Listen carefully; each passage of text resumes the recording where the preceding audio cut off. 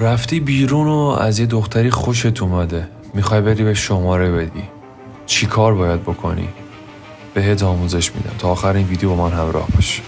آقا فرض کن که رفتی بیرون و یه دختری رو دیدی و ازش خوشت اومده و خلاصه که میخوای بری جلو و شماره‌شو بگی. نکته اول و مهم اینه که هر چه سریعتر اقدام کن. هر چقدر بیشتر زمان رو تلف بکنی پشیمونتر میشی از اون کاری که میخوای انجام بدی. پس سریع اقدام کن، اصلا فکر نکن. قبل از این که بخوای بری دختر شماره بدی، همیشه یادت باشه تو با ظاهرت قضاوت میشی. پس استایلت خیلی مهمه. سعی کن روی استایلت خیلی کار بکنی. نکته بعدی که خیلی حائز اهمیته اینه که زبان بدن خوبی باید داشته باشی.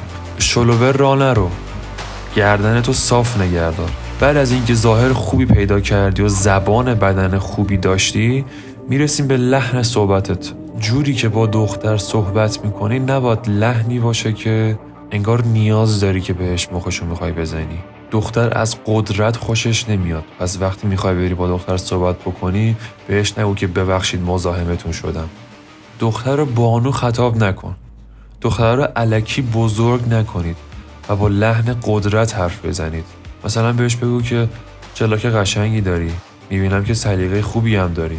مورد بعدی رفتن به طرف دختره. روبروی دختر قرار نگیرید که جلوشو بگیرید و از پشت هم صداش نکنید. در حین راه رفتن به کنار دختر و یک قدم جلوتر از دختر باشید، طوری که هر لحظه ممکنه شما برید. اینا یادتون باشه که وقتی که دارید با دختر صحبت میکنید، دخترها معمولا در مقابل شما گارد میگیرن و به همین راحتی هم با شما گرم نمیگیرن. پس سعی بکنید توی صحبت هاتون حس خوب رو به دختر انتقال بدید. مثلا مثل این که بهش بگید استایلت خیلی باحاله، معلومه خوب روی خودت کار کردی.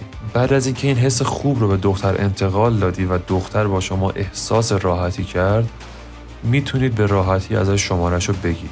ولی اینجا پیشنهاد میشه که آیدی اینستاگرامشو بگیرید، چرا که خیلی بهتره.